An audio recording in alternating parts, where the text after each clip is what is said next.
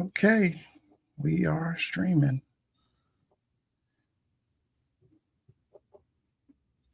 We got like 8 seconds to go. I just sit up and play with all this stuff. Yeah. I mean, why not? There we All go. right. We are live.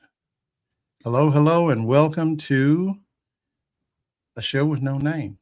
I'm Marlon Weems. I'm the publisher of the Journeyman newsletter on Substack, and occasionally I connect with my good friend Arturo Dominguez, who has also an excellent Substack that really tonight is going to, I would think, come into, well, it's apropos, I guess, given the last couple of weeks, the Yeah. last few days. And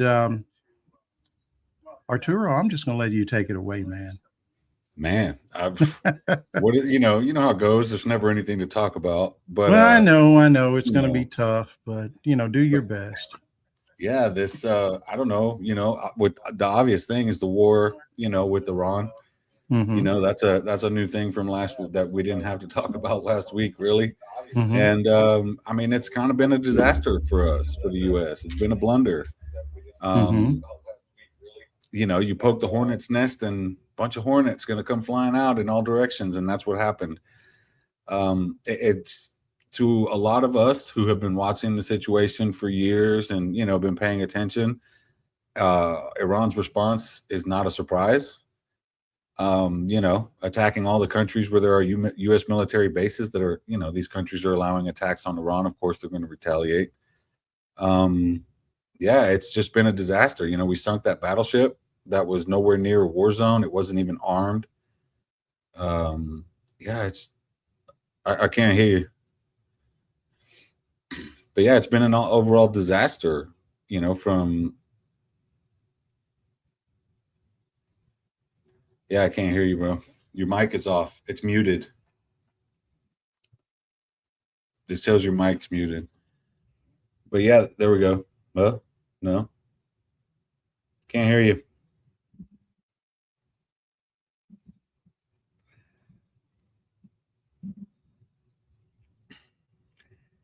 Yeah, I still can't hear you, bro. But yeah, ever since nope. Ever since we launched that attack on Iran, it's just been nonstop disaster. Obviously they didn't plan well. They left a lot of people stranded in the Middle East. They bombed a girls' school.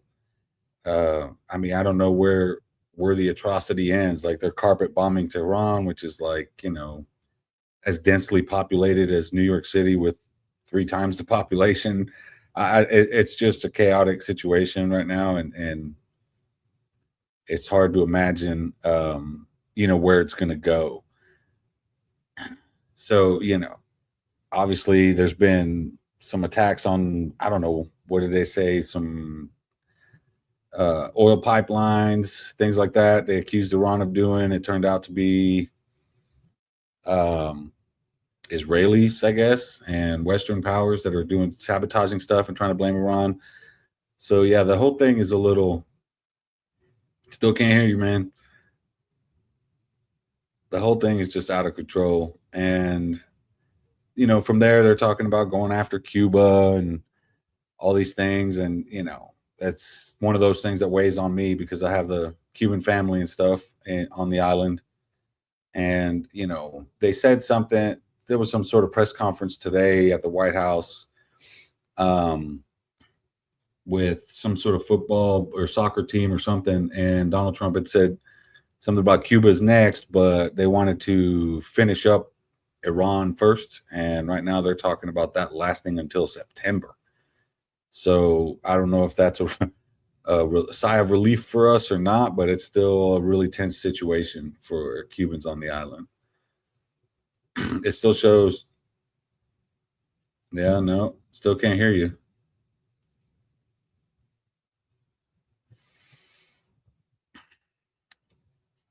So yeah, one of the things that I've been covering, related to Cuba and stuff, has been like a lot of the motivation behind Cuban hardliners, the racism that exists there, where it comes from, the desegregation of Cuba and stuff. And, I've been getting a little bit of backlash from it. And I always do when I talk about the racism in the Cuban American community. But, at the end of the day, it's something we have to discuss, right? Like if we don't address it and try to atone for it and move forward and ensure we nip this in the bud, it's just going to get worse. And the way it's been going, for generations now, you have a lot of Cubans that fled the desegregation under Castro, came to the U.S. and essentially raised a bunch of, racist kids. So it's one of those things that just kind of grows exponentially. Racism and hate is taught. It's not something that we're born with. And that's where we see a lot of that in the Cuban community, the Cuban American community, I should say, because Cubans on the island aren't like this. It's mostly non-white island, black or mixed race Cubans. So, there's racism and discrimination in Cuba, but it's nothing like what it is here. So yeah, it's an interesting situation. When you look at the attack on Cuba about a week and a half ago, and you look at how all that played out and how these guys openly organized online, and essentially the feds kind of looked away as they tend to do in these situations. But you look at these motivations and trying to attack an island where most people have kind of been pushing back on the whole U.S. interventionism for nearly 70 years. It's hard to imagine that anyone would think, you there? Man, I still can't hear you. It's hard to imagine anyone could think that they could go to the island and nothing, bro. I don't know what's going on. But it's hard to imagine anybody thinks they can go to the island and foment an uprising and things like that. The last couple of times that happened in 2023 and 2024, it happened, twice. And, there was one where a guy rode a modified jet ski from the Florida Keys to Cuba, which is crazy. So don't ever try to do that. But yeah, he apparently showed up there. He had a bunch of guns and stuff. And, Cubans see that kind of activity, they call the cops. They're not interested in starting what these guys did with the boat last week. They wanted to go there, start fires, burn buildings down, try to cut the east side of the island from the west side of the island, deliver weapons and try to get people to start, some sort of an uprising. It's a ridiculous plan. For one, 10 guys are not going to be able to do that. I don't care how many weapons you think you have, you're going up against a military. So, no matter, supposedly these guys trained for months at a mansion in Florida, in Miami somewhere, or at a ranch or a farm.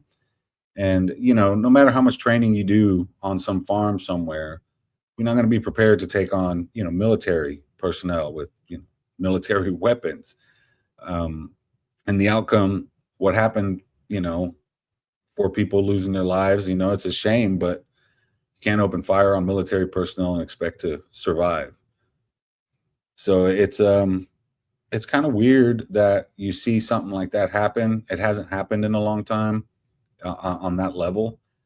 But, when it comes to Cuba, there's a lot of human smuggling going on, a lot of boats coming and going from Florida doing, illegal stuff. So I guess that sort of falls in line there where you think you're just going to sneak in there and do some things. But, when the situation is as tense as it is and the U.S. is trying to put pressure on the island, it's kind of hard to imagine that their security isn't beefed up around the border. Hard to imagine that you're going to get past that. Additionally, I think it's weird that a lot of, you have the Navy and the Coast Guard and all that stuff out there, right? And they obviously can track fishing boats because they're blowing them up. But somehow they let this one get through. That's a little curious fact that a lot of people aren't discussing. And I know it seems a little, conspiracy theory type situation, but given the CIA's history of looking away, it wouldn't surprise me that they did let that boat get through. It's just weird to me that you look at Miami now and there's people there that are trying to portray these guys as heroes. And, when you look at everything they did, the training, the buying the weapons, the propaganda, the recruiting online, it all reeks of terrorism, right? If it was If these were Arab guys, we'd be calling it terrorism. If these were neo-Nazis, we'd be calling it terrorism. So to try to look at these Cubans in a different light and try to say that, yeah, these guys are heroes because they were trying to liberate an island, that's just a false narrative. I mean, it doesn't make sense, right? Because all these things they did are illegal for a reason. They transported weapons across international boundaries. Those are huge crimes. Training, buying these, all these, planning these, even plotting attacks on U.S. soil is a crime, federal crime. So it's really hard to imagine that anybody can justify this, but, in Florida, in that bubble, they are, they're justifying it. And it's kind of scary because, 4 people died, 6 other people got shot. Now those 6 people are being brought up on terrorism charges in Cuba, and rightfully so, right? I mean, you go to a sovereign nation with machine guns and Molotov cocktails and drones and, explosives, and yeah, that's terrorism. So, and, they're Cuban nationals. So you can't say, give us our people back, because they're Cuban nationals. So they can be tried under Cuban law without any issue. So yeah, it's interesting to see how this is all playing out. I'm not surprised it's not being talked about more, considering what happened with Iran. But you there, man? No, nothing. Marla just popping in, popping out. Oh man. So yeah, it's just, I'm not surprised it's not being discussed more because of Iran. I really do think it should be, because you have to ensure that you don't let it happen again. There's obvious reasons why these things are illegal. It creates international. I'm gonna try it again. There you go. I hear you. I hear you. Had to go low tech, man.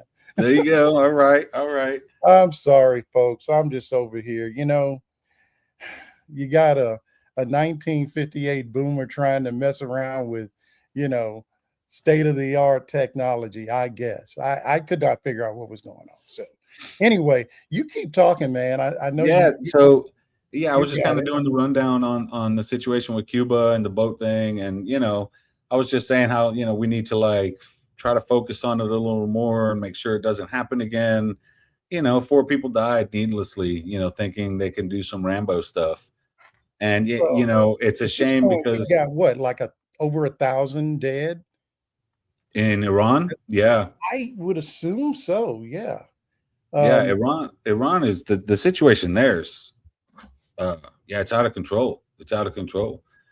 Man, I am here to tell you, it is going to be when these guys, we're not, put it this way. I told somebody this morning, we're not going to be the ones to decide when this war is over. No, yeah. It's not like, you got guys like Pete Hegseth out there, and, they're talking about, 4 or 5 weeks or 4 or 5 months. I don't know which, but they're talking September now.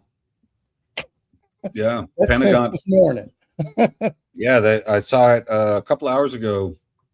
They said that Pentagon officials were looking at, going till at least September. So, the interesting part is they're going to be coming back asking for money in a minute. Oh, for sure. For sure. We're running low. We're depleting all our stockpiles, all over the world. It's moving weapons, into the area because I don't know. It's like I was saying before we lost you, was like a lot of us who've been monitoring the situation and kind of know a little bit fully expected this kind of a response from Iran. Listen, I don't know what are they thinking in the White House? I don't know. Well, first of all, when you've got an inner circle that's dumber than you, and Trump is dumb, but these guys, you cannot go from being a Fox weekend host to running the Pentagon. Right. And so now I never served, but I have just a general feeling that, generals, they wanna do that shit. Yeah, this is what they live, this is what they prepare for. And I'm not belittling it or anything. I'm just saying that what's the saying, when you got a hammer, everything looks like a nail, Right. Yeah. you know? And so somewhere along the way, these guys have forgotten why Iran does not like us, or why going back to most of the, all the way back to what, the late 50s, when we overthrew their democratically elected person. And then we Yeah. followed that up with the Shah. I was talking to Egberto yesterday when I was in college. So we're talking about the mid 70s. I had many Persian friends. There were a lot of Persians. There were a lot of Africans, particularly Ethiopians. And so I got to know some of these guys, and I had no idea of the politics coming out of high school. But these guys were to be in the United States, they were from relatively prestigious families. And they were protesting wearing like pillowcases over their heads for fear that they'd be identified and Really? disappeared. Yeah. That was in like 77, around that time. And I don't know, man. It's like we think we're the only country that's got culture of some sort. It's just weird. Right. But they've been planning for 50 years for this. Yeah. It's not like we caught them asleep, Right. And all these threats and bombings and supposedly we blew up their nuclear program and set them 20 years back, like 2 months ago. And now they're telling us Iran is 2 weeks. Yeah. And now all of a sudden we're back to 2 weeks, and you ever see that movie Money Pit, where the contractors keep telling Tom Hanks and 2 weeks. Yeah, that's what we've been living since around about the same house, time. man. That's no bullshit. Yeah, man, ain't no bullshit. Everything. It's just like on a trading desk, guys used to say, yeah, it's going to be like next week, like you're getting an upgrade on the system. It's never that. Right. I saw a friend of mine sent me something off into Instagram, because now, of course, I guess us included, everybody's an expert.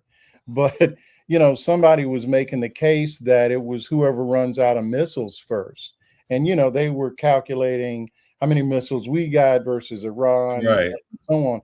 And I'm going, no, this is not that kind of war. We're fighting Cold War, and these guys are asymmetrical. They got all these drones that are from what I understand, man, they make some of the best drones. Put it this way, China makes every damn thing, and they're buying drones from Iran. Right. Which they're then sending to Putin, and he's using them in Ukraine. Yeah, and here, what's funny is I just read an article yesterday or the day before about how the U.S. is reverse engineering those drones, and now we're employing those same drones because of how effective they are. Oh, yeah. So when I hear people say, well, we're going to escort ships through the Persian Gulf, that reminds me of the early 80s, when I really had just gotten in the business and I was a bond salesman. Bonds are very sensitive to this kind of thing. I mean, the whole, stock market is too, but it's really bonds. Whenever there's conflict, they react. I mean, you look right after, I think it was the day after this happened, the stock market was up. Yeah. All these defense contractors and, in the indexes, Anthropic, and which I don't know how that's going to go, but, all the AI companies that are still, even Anthropic, as we speak, the military is using their stuff. Right. And at the same time telling us they're a supply chain risk. Right. So these guys are just playing. They don't know what they're doing.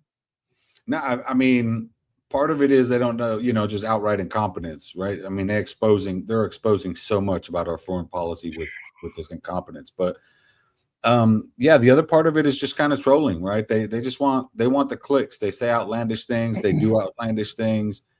Like, for example, blowing up that Iranian battleship that was unarmed and killing over 100. How many people were on that ship? 180. and I think I don't know. There's 100 and something missing still, and Wow. some certain amount of bodies have been recovered on the Indian coast. Yeah, it was just, and you know, all they care about is posting the video. I know, And man. It's like they can't wait to get to social media. right, It's right. That's all it's about for this administration. Like their popularity's in the toilet, and they don't care because they're getting clicks, so they think they're popular. What I guess they don't realize is what we know is that, especially on Twitter, something like 75% of all the activity is bot activity. So all the retweets they're getting, chances are 3 out of 4 are useless. They're not real people. not really going to anybody. Well, you know, Right. man, I always show up with charts. I got some charts for you. Okay. So it was, you know, I wrote a piece, I guess it was maybe last weekend, and it was talking about how I think Trump, either by accident or this is part of maybe a big strategy, you know, tariffs are killing the dollar, and they're making people go to alternative currencies. And I just, you know, did a little bit of research, and you look at all of these different incursions that he started, and that little squiggly line going up is the dollar. So every time he does something, you see, it affects the dollar. But, you know, this is not a long-term strategy.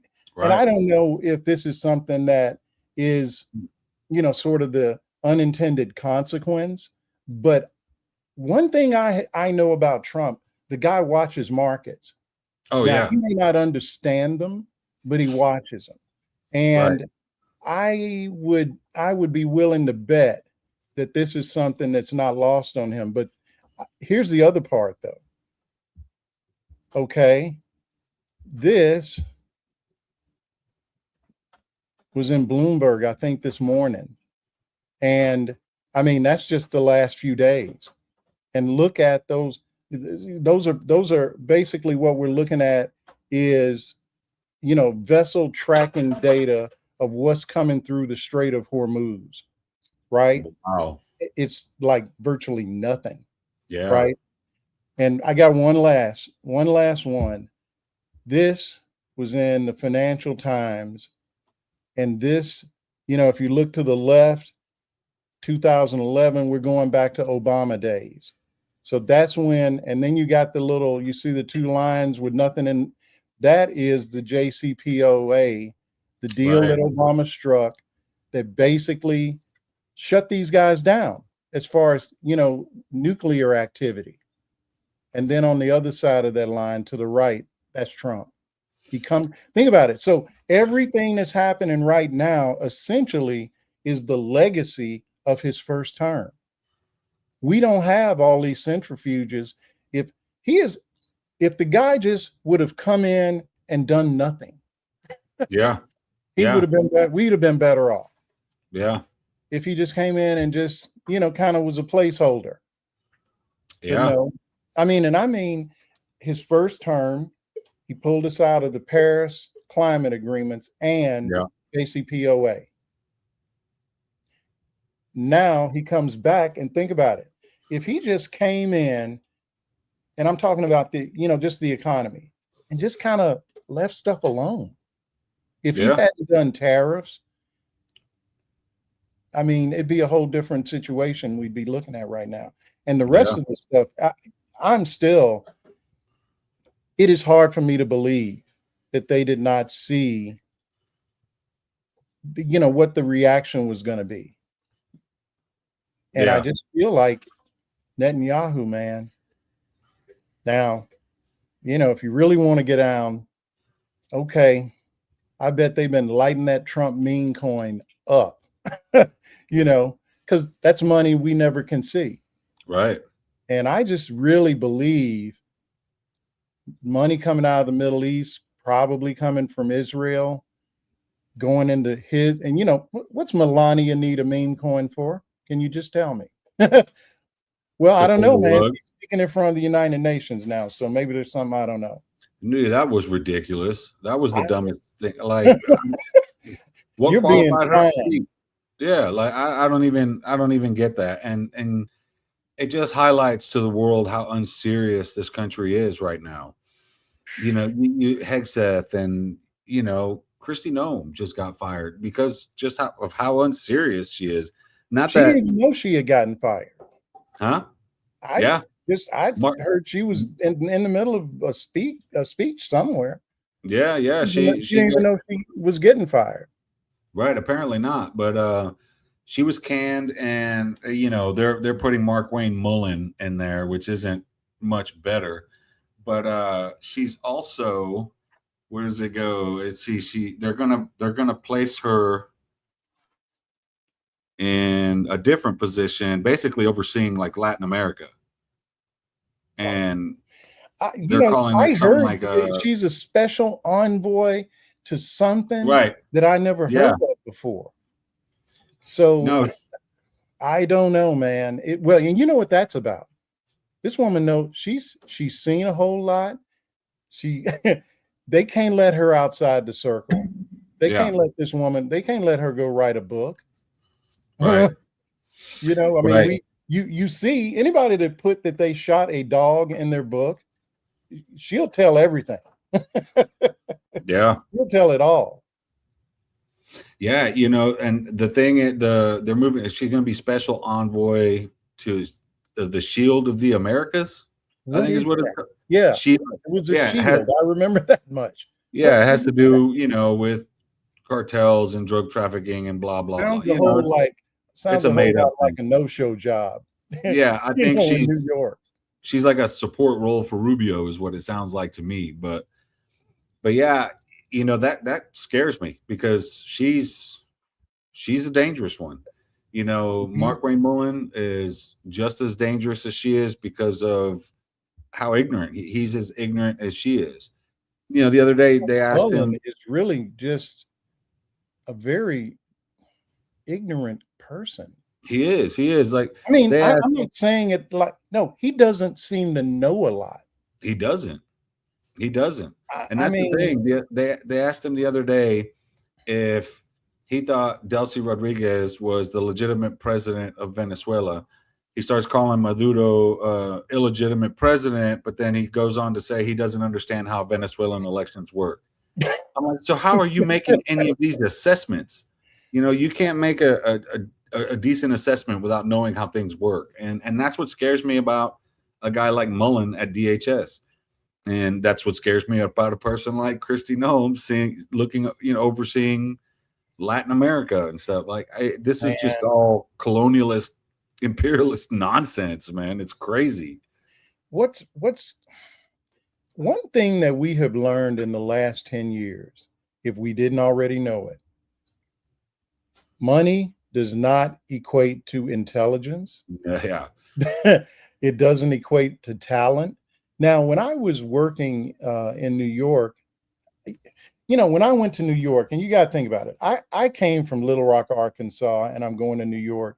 It wasn't quite the Beverly Hillbillies, but the first time I went to New York, it just really knocks you out because it's just beyond. When I got hired to work in New York, again, I had a perception that I was going to walk into this situation where people just were, they just were on top of the game. It's the best of the best. Nope. Some of the most ignorant people I met were people that I worked with, and they just didn't know a lot about anything outside of their particular, focus, whatever it might have been.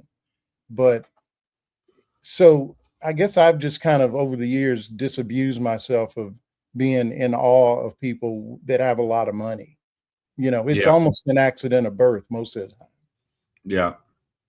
Most of the people I've ever met, even, growing up as a kid and stuff, anybody who had money was never like a decent person. You know what I mean? They were crappy people. And, money does that to people, right? Obviously, you start getting money, you start getting a lot of privilege that comes with it. And you try to exert that, I guess. But I mean, most of the people that I know of that are well off are either seriously addicted to drugs or they have some sort of disorder. Like, I mean, there's like Well, And when you can, most of them are just when assholes. when the money part's not a problem, Right. it's I mean, that's a whole different conversation. Just how we over the years, we as just a culture have deified, people that happen to be billionaires.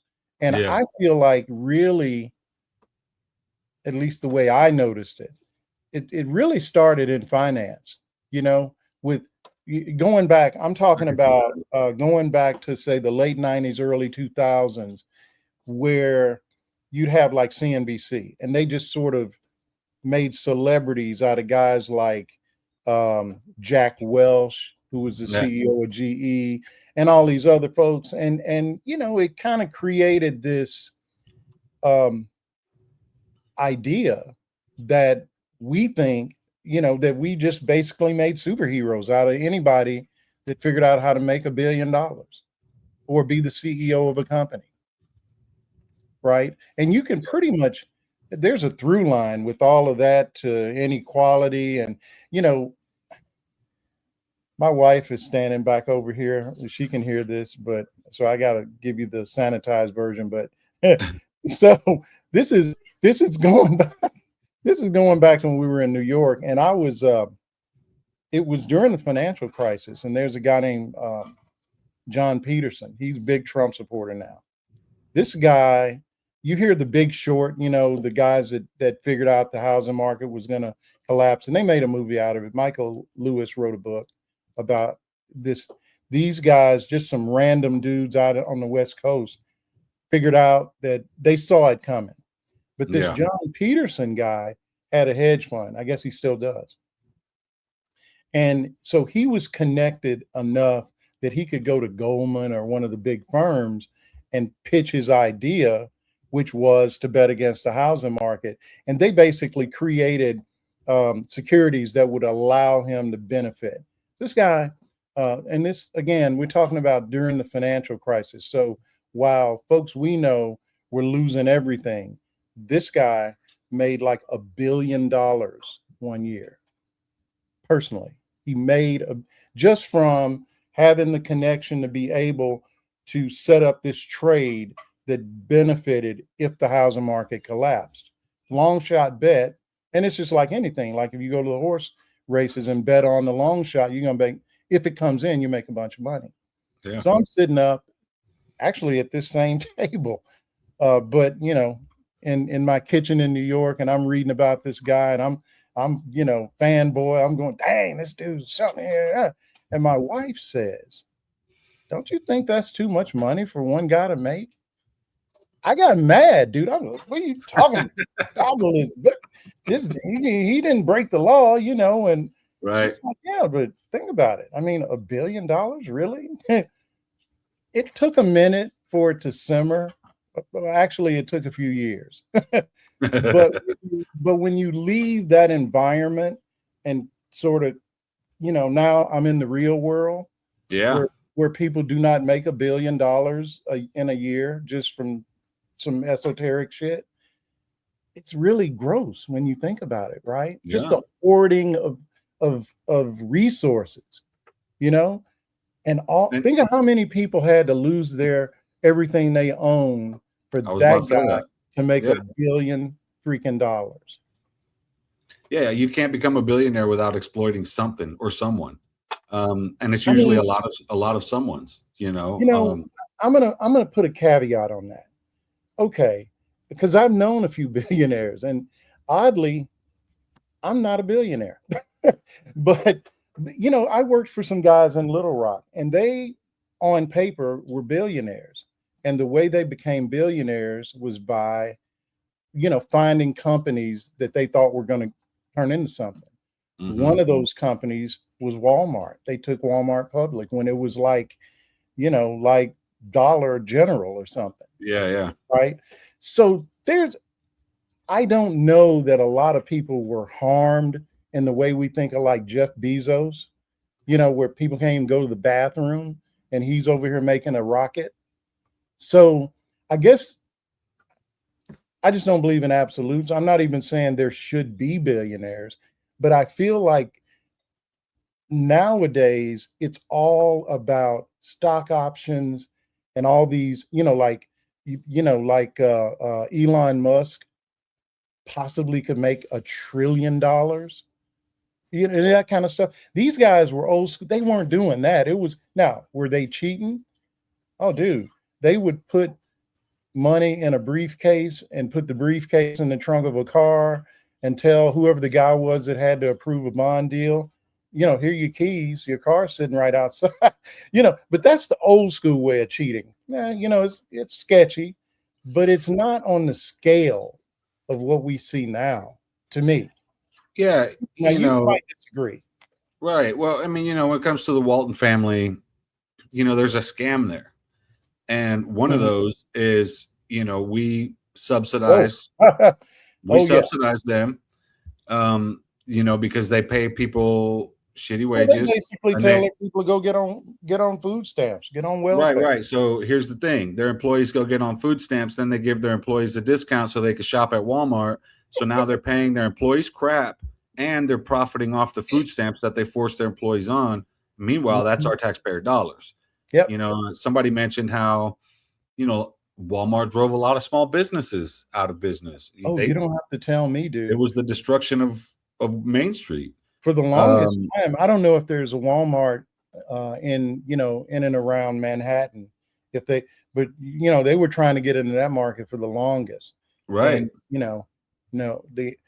I've seen that. And even where I am right now, it's not really Walmart, but I'm on an island, but the mainland part of the town is it's really, well, all of it's really growing because a lot of people during COVID have just gotten, they left the big cities and this is kind of where they would land. You look at, for the longest time, and they still have held on to this on the island in terms of not allowing any franchises to set up shop. No big hotels, nothing like that. Right. And, the private equity guys got around it by, well, shit, okay, we can't open a hotel. We'll just buy the whole neighborhood, right. And rent and rent everything out. So, or another thing they do is they build these gigantic houses that look like, essentially they're hotels, but they're houses. They're just really, really big houses that, 20 people can stay in there. So there are ways around it. But now Starbucks opened on the mainland the other day. So sooner or later, they're going to probably fall, just like every other community. We had a Walmart, but it's one of the old school Walmarts, not the big, where they sell everything from a loaf of bread to a car, no Sam's Club. And so it's really kind of kept just sort of the feel of the community, as being like a old school touristy kind of place. But it's hard, man. Yeah. When I had my little medical issue back in December, to get to the emergency room, man, I had to drive 30 miles. Wow. That's the closest, right? The closest actual hospital is a little further than that. So, that's what happens though. Technically I'm living in a rural area. Right. Even though it's one of the nicer rural areas, but that's what it's classified. Yeah. For me, like in Houston, like to compare to like a rural area, like East Texas, where my wife's family lives, we're like maybe a mile or two from the nearest like minor emergency place, and maybe 3 miles from an emergency room.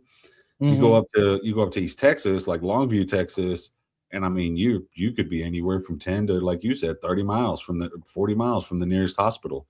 And you go to East Texas too, you see nonstop food deserts, right, where people have to drive 30 and 40 miles just to go to a Walmart.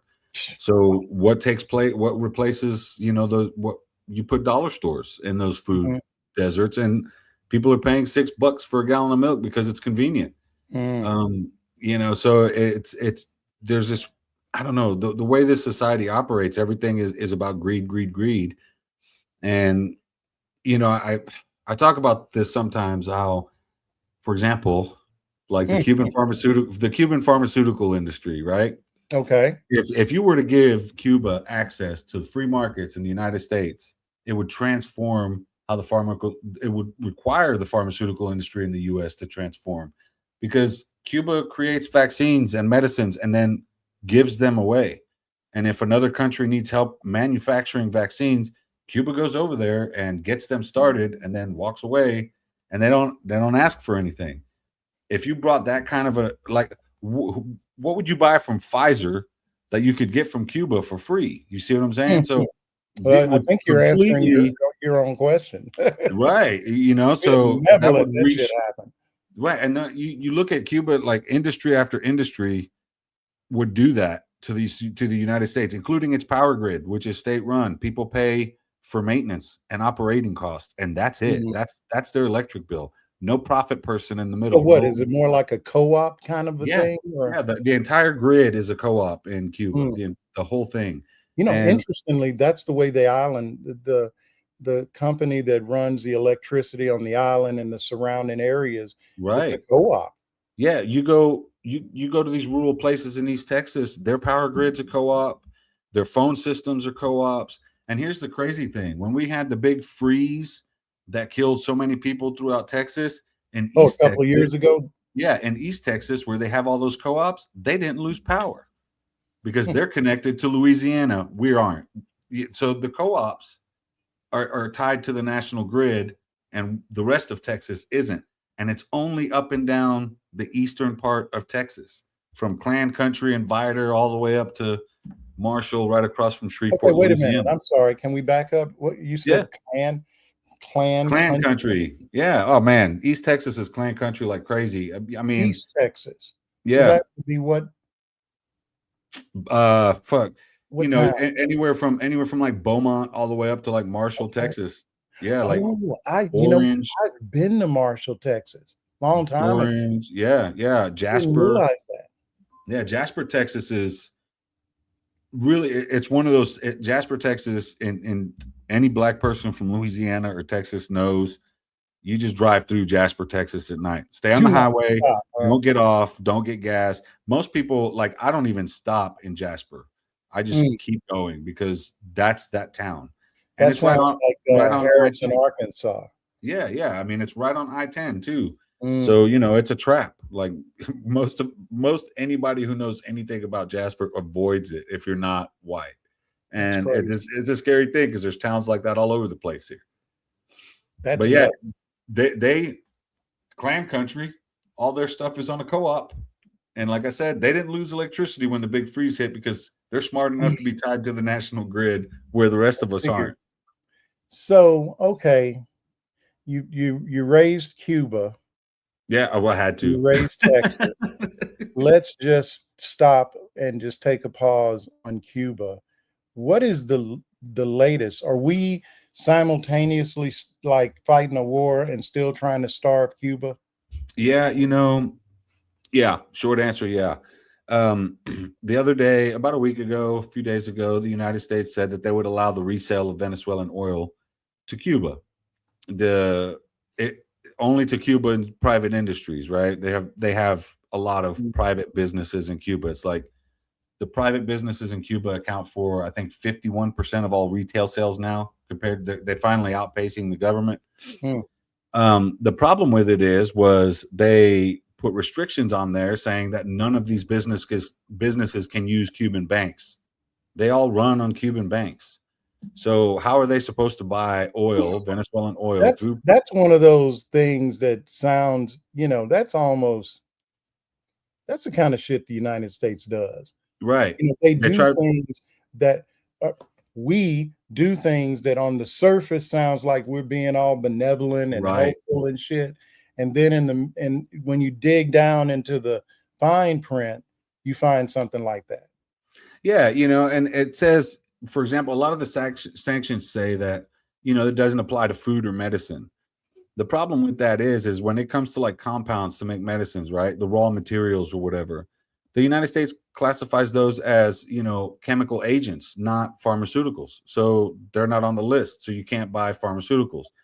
And then there's like the restrictions that Trump put in place in 2017 that, you know, previously sanctions prevented Cuba from buying anything with more than 25% US parts in it, which still left them open to buy a lot of things like medical equipment, things like that. But in 2017, Trump and his maximum pressure sanctions reduced that to any products with more than 10% parts in it.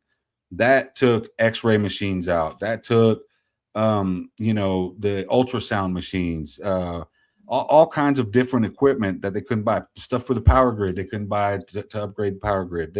There's a lot of things, almost everything vital that Cuba needs, including parts for its garbage trucks and buses, are on that list that can't be bought. So in that time, Cuba's healthcare sector is starting to, you know, cripple because they're limited in what they can do, and they can only manufacture so many pharmaceuticals, you know, on their own. And so far, Cuba over the last 67 years has done a great job of manufacturing their own medicines. And I mean, they even have a therapeutic care. It's technically a vaccine, but it's done through like therapeutic care for lung cancer. And you know, they did that under sanctions. They created their own COVID vaccine because even Biden wouldn't lift any sanctions to give Cuba or Venezuela any relief.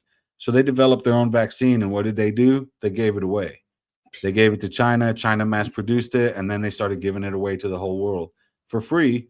And that is something our pharmaceutical industry didn't like, because all of a sudden the vaccines they were charging 300% more than they were charging us for in Africa and in Latin America suddenly weren't worth anything because they were getting the Abdala vaccine from Cuba for free. You know, so there's all these things, and to answer the question again, yes, we're still trying to starve my friends and family over there, and I'm having a hard time coming to grips with that, because yesterday, you know, blackouts are now 20 hours at a time, and we're talking island wide, like the entire day, basically. Yeah, right. The solar generation, which makes up 38% of Cuba's power grid now, it can't even keep up because it's getting hotter, and that requires more energy. And you know, people are putting up solar panels everywhere in residential houses and everything like that.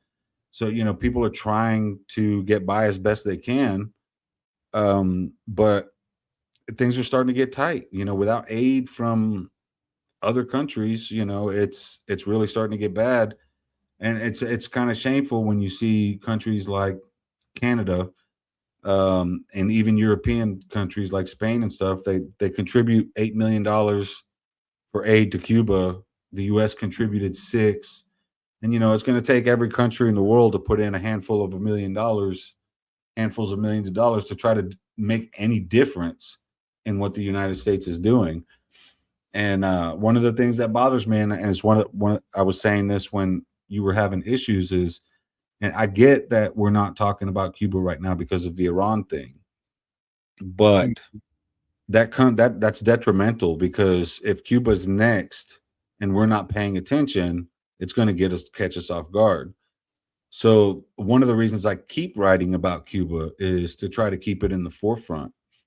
And one of my recent articles that I wrote, digging into the racism between the Cuban American hardliners stance, has been going viral. And you know, I look at my Google Analytics at the live map, and the live map is lit up, and it's that article.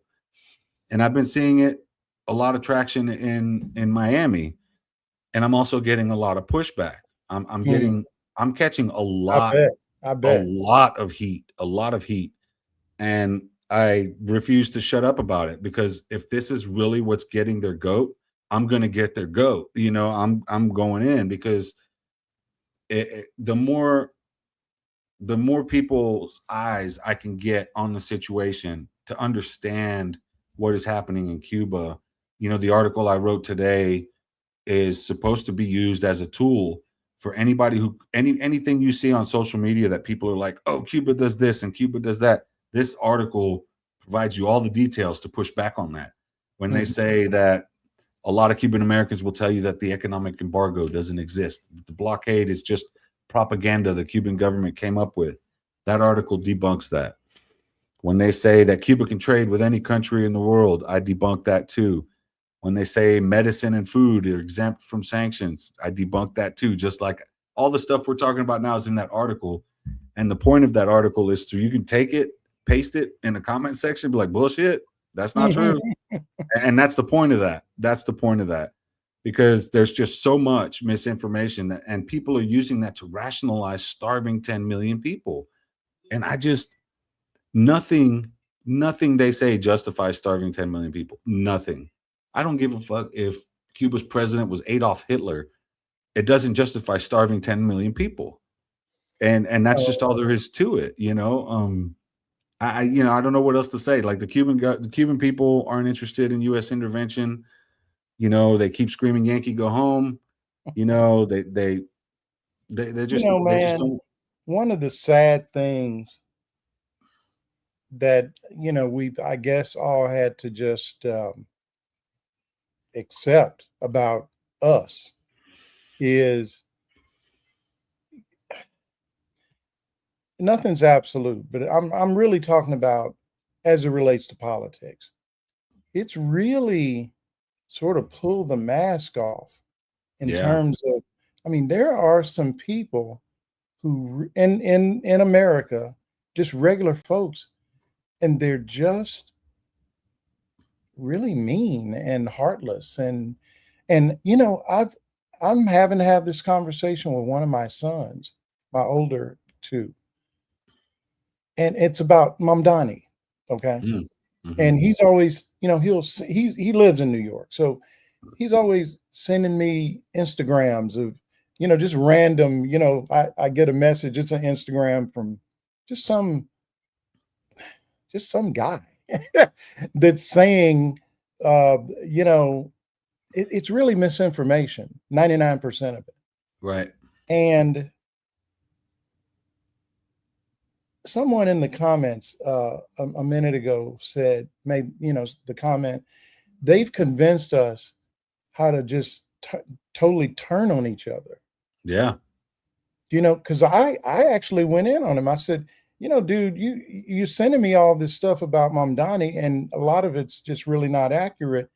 And it sounds to me like the reason you don't like him is because he's a Muslim. Yeah. And he took offense because, and it's very much the same way we see with, MAGA and far right. They do all these racist things, but you better not call them a racist. Right. Well, look, stop doing racist shit. It's real simple. Yeah. I mean, these are the conversations we're supposed to have, right? Like anytime if my mom says something that might be Islamophobic and she doesn't realize that, I'm like, Mom, you can't say that. That's Islamophobic. Like, don't say that. I might have to explain it. I'm that way with my kids. You know what I mean? Like, dude, like that. This is don't believe that. This is bullshit. Like these guys are Islamophobic. Let me explain to you why. I mean, the other day, these are important. You know what he forwarded to me? An Instagram from Libs of TikTok.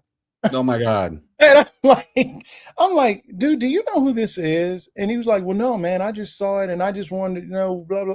I'm like, come on, man. Look, let me help you. Yeah.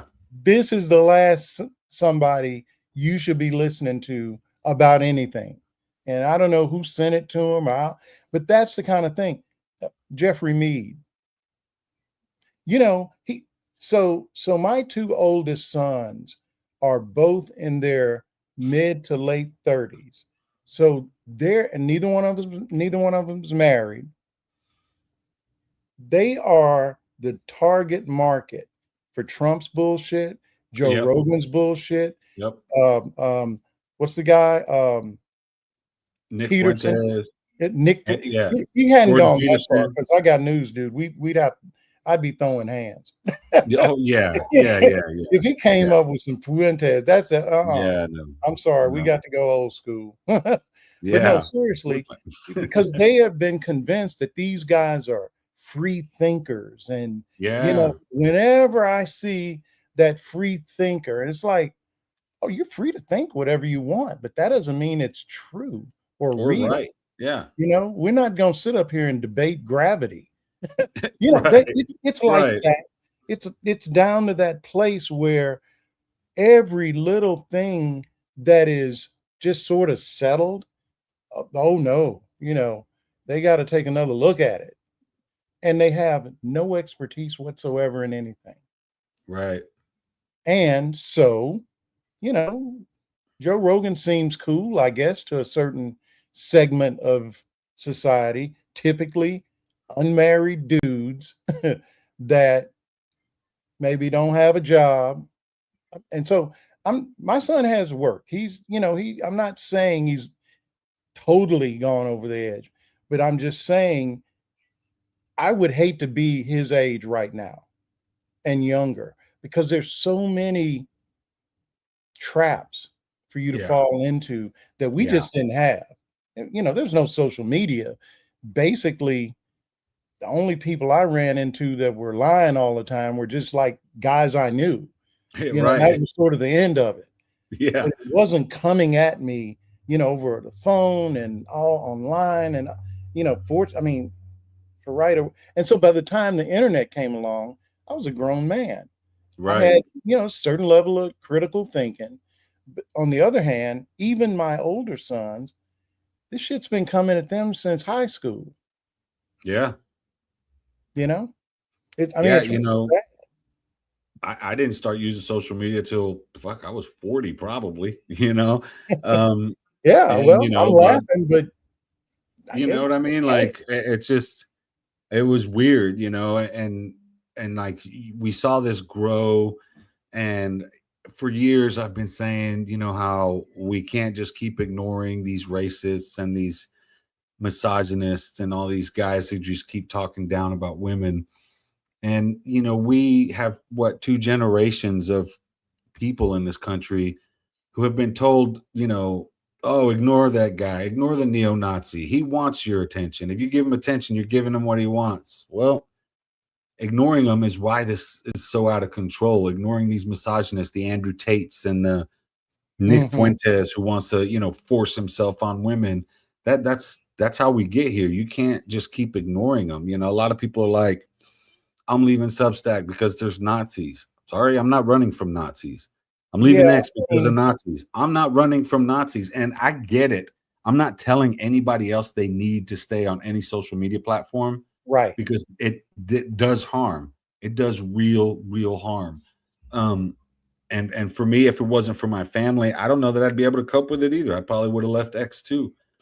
But the fact that I can laugh at a lot of things and my family laughs with me about a lot of things, especially when trolls come at me, is why I can do it. And unless you have something like that, I don't fault anybody for leaving X. I'm honestly surprised that Dr. Allison Wilts is still there, because I don't know how she's getting hit as a woman. She gets hit with the N-word, with the misogynoir, with everything constantly. And I'm always over there, on her stuff, trying to defend her. And, she's one of our favorite people. You know what I mean? Oh, yeah. Yeah. And so just on that subject, I saw this afternoon. It's in the Miami Herald, and they're talking about, you know what I'm talking about? Yeah. I don't mean to laugh. I really don't. Dude, it's like, these guys are so racist. It's just really, they're equally ignorant, though. You know what kills me? You know what kills me? What's that? Is the main people that they name in those groups. You notice they have Latino names. They're Cuban Americans. Yeah. So the same what we're talking racism about, just for folks who haven't seen it, and the article's paywall, so I'll figure it out and maybe post it later. But the secretary of Miami-Dade County's Republican Party started a group chat primarily for conservative students. I'm trying to remember what school. FIU. Yeah. So what's that? Florida International? Yeah. Okay. I think so, yeah. So they started a group chat, and I'm just reading it from the article. Within 3 weeks, it was filled with racist slurs. Someone wrote dozens of ways to violently kill Black people and the chat was renamed after one member described it as Nazi heaven. And this is even coming back on Turning Point, because I guess a lot of the folks that were in this group chat, and they're, N-word all over the place, Man, just I calling women all kinds of, sexist names, just, all the stuff you just think of what you would expect a racist to do. And that's what they're doing. And it's these are straight. all people straight out of the Republican Party that gets pissed off when we tell them they're a bunch of white supremacists. Yeah, and the part that really, really set me off as a Cuban American is the fact that they're Cuban Americans. I searched every name, I looked them up, and before I said, of course, this is a bunch of Cuban Americans, and start sharing my article about why they're racist, I wanted to make sure they were. And yeah, the top 3 names in that chat, and they're all Cuban Americans, and it's straight Klan shit. I talk about a lot about how when Cubans came here, the Klan was trying to hide their racism behind anti-communism efforts. And that's where I think a lot of Cubans picked up this anti-communism, hide your racism stuff. Okay. This is a perfect example of that. I read those chats, and they are straight Klan shit. You don't see that, like, I mean, it's just so overt and Yeah, I mean, I disturbing. this I in was the so article, and pissed. I was like, who are the people? And one person in the group chat said, man, if anybody ever gets a hold of this, we are cooked. And it's like, but you're writing it down, dude. And you're just Yeah. trusting that everybody is as racist as you. But clearly Yeah, so somebody said, oh boy, this is bad, yeah, and leaked it. someone in the chat is asking, why is that? Is it proximity to whiteness? Sort of. Cuba was a very racist society before Castro, and the white supremacy was there. The island was segregated. Non-white Cubans were relegated to the fringes of society. Asian Cubans, Jewish Cubans. Believe it or not, yeah, there are Chino Latinos out there. And when Castro desegregated the island, the reason why everybody thinks Cubans are white was because all the white Cubans fled. They're the came ones to the that U.S. are in Florida, and all the black and brown Cubans stayed because they were just granted freedoms. Of course, there was going to be that separation. I call it the white flight out of Cuba, because that's what it was. And yeah, it's sort of proximity to whiteness, but it's more generational racism that's taught. I said something about this earlier about how if we don't address this in our community, we're just going to keep raising more racists. And it just keeps growing exponentially. So that's why I talk about it. It's easier to me. It's easier to talk about it, atone for it, and move forward, and assure it never happens again, than it is to try to hide from it. But what are you hiding? You know what, man? We have mastered the ability to sweep shit under the rug. Yeah, and that's why, just even as it relates to Iran, we have told a story, for 50 years that paints Iran as this belligerent. Look, I'm not saying that they're great or good, or right. But we're throwing, we got a glass house over here. We're shooting folks in the head now on TV, or on video rather.